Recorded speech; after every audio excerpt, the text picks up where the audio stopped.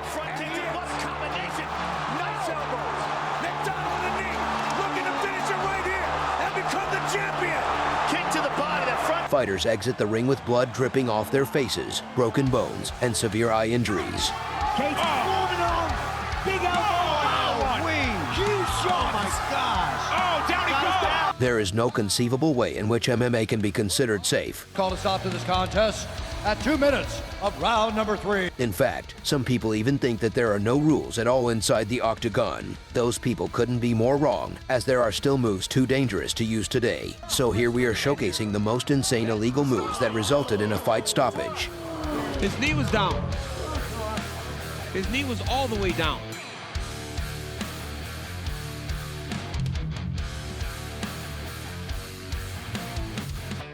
Starting off the list, we have the soccer kick. What's worse than receiving a soccer kick right at the back of your head? Courtesy of Paul Daly.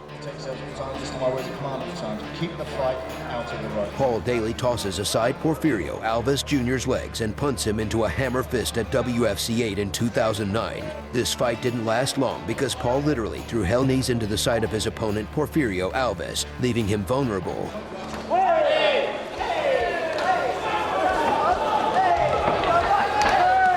As soon as the Brazilian would be on his back, Paul threw his opponent's leg to the side and landed a vicious soccer kick that landed right on the back of the head of his downed foe. This prompted the referee to stop the bout and mercifully save the fighter from further punishment.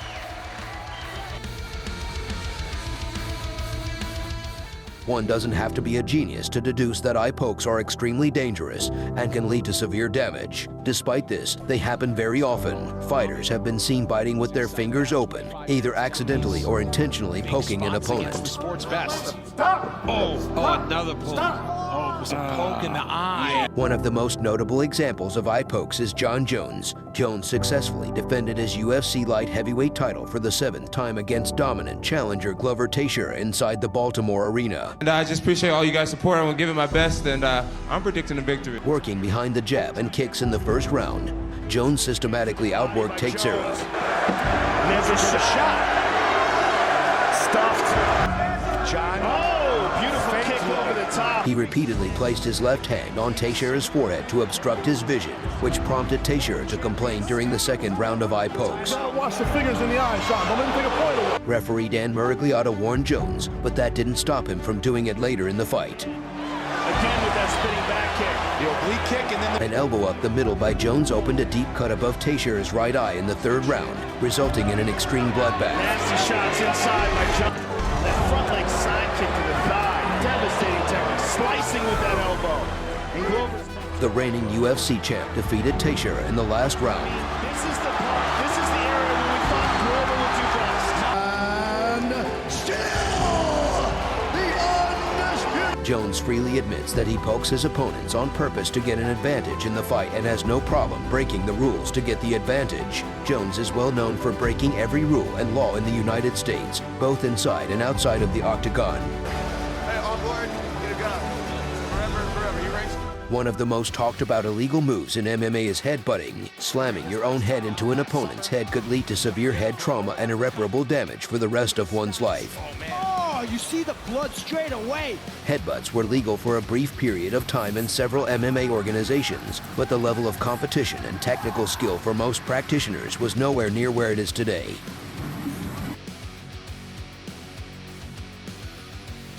Addressing a similar scenario between two boxers who fought each other back in the 1990s, Mike Tyson and Evander Holyfield. The fight in 1996 is widely considered one of the greatest championship fights in history and one of the biggest upsets in sports history.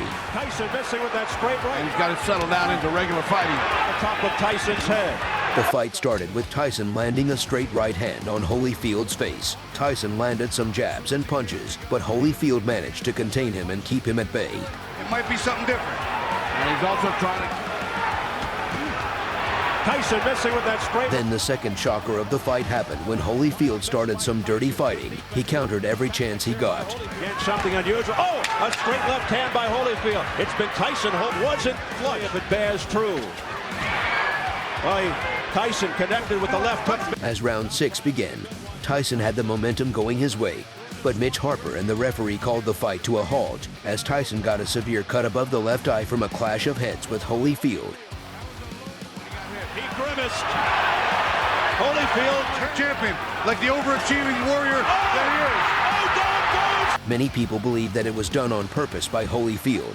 Regardless of whether it's accidental or not, the fact of the matter is that one of the fighters got a cut over his eye, and most people think it's the reason why Tyson lost and Holyfield won.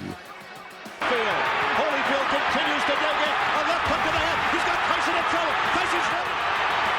A straight right hand. In a sport where knees and kicks are allowed, viewers shouldn't really be surprised when a fighter gets a crazy shot to the crotch that causes them to fall over, resulting in stopping the fight immediately. A Bellator MMA fight between Raymond Daniels and Peter Staninik had to be stopped in the second round after two horrific nutshots. Peter took a lot of time to recover before the match continued. Once the match got started again, Staninik took another accidental nutshot from a spinning kick delivered by Daniels. At this point, the match had ended.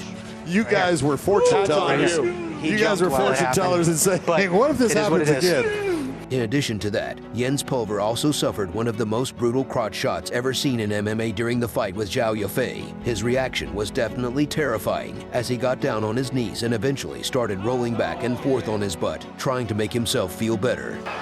The male half or more of this audience in the Singapore really feeling for Jens Pulver now. Boos ringing around. Many people were wondering if this strike was intentional or not, but it wasn't that big of a surprise when it happened. The fight would end in a win for the American. All he had to do was sacrifice his nuts in the process. Red corner, Jens Little Evo Pulver. Also known as the rabbit punch, it is extremely vulnerable. Delivering a blow at the back of the head or neck can cause some serious and lifelong injuries, and it can even be lethal.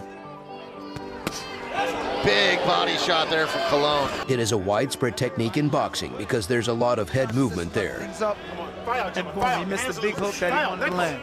In MMA, it occurs less frequently when a fighter mounts an opponent's back and has access to that part. The referee should be very careful because they are hard to spot. One of the most notable examples of punching the back of the head was Pritchard Colon versus Tyrell Williams. In the first few rounds, the 31-year-old Williams seemed to hit Colon with a number of rabbit punches and illegal blows to the back of the head. In the fifth round, Colon appeared to be ahead in the fight when Williams struck him with two solid rights, which made Colon dizzy. Referee Joe Cooper deemed his low blow intentional and deducted 2 points. In the ninth round, William knocked Colon down with the neck punch again. Loading on Colon. He puts him down. Know how to deal with the guy like Williams. Again.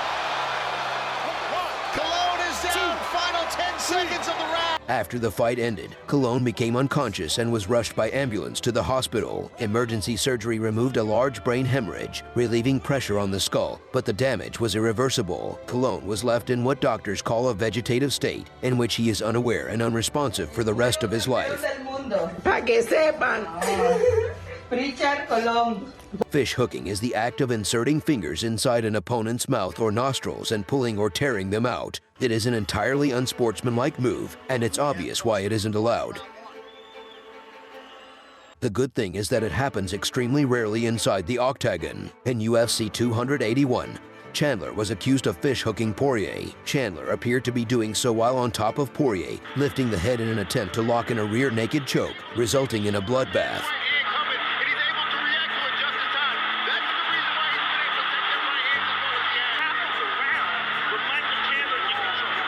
Plenty of fans took to social media to post grabs of the incident, but Chandler denied the accusations. Yeah, you can see why Poirier. The two lightweight contenders left it all in the cage, with Poirier walking away the victor after submitting Chandler 2 minutes into the third round.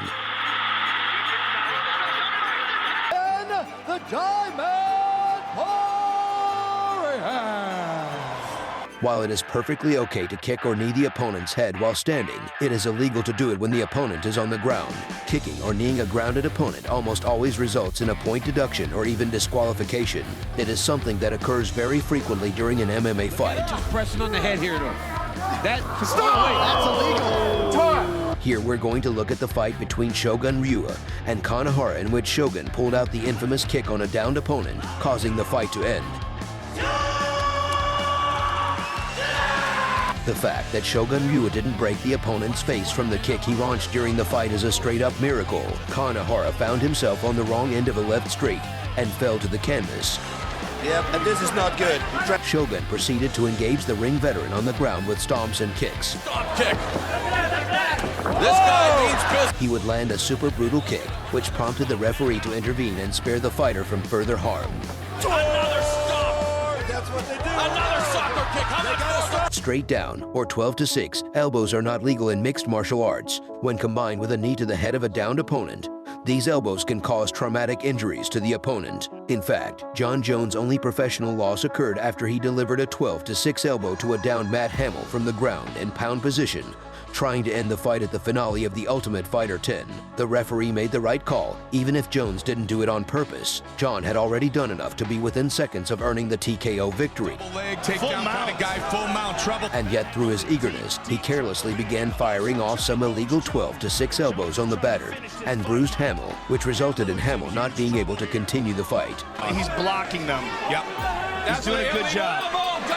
Big elbows. No, you can't do 12-6. On his way out, Jon Jones believed he had just earned a TKO victory, but the fight's official announcement left him stunned as the fight was declared a disqualification, which resulted in a loss, leaving Matt Hamill as the victor. Therefore, the winner is Matt Hamill. From eye gouging to head butting and kick stomps, the sport of MMA is a lot cleaner than most people think. Mixed martial arts is a highly anticipated, physically demanding combat sport that has prohibited some potentially lethal fighting methods. Many sportsmen's careers were cut short as a result of these illegal moves. For example, the famous boxer Pritchard Colon's career was ended by rabbit punching. But this isn't the only case of a fighter whose life or career was cut short by a vicious attack. There are hundreds of fighters who suffer on a daily basis as a result of no rules policies or the negligence of some inexperienced referees.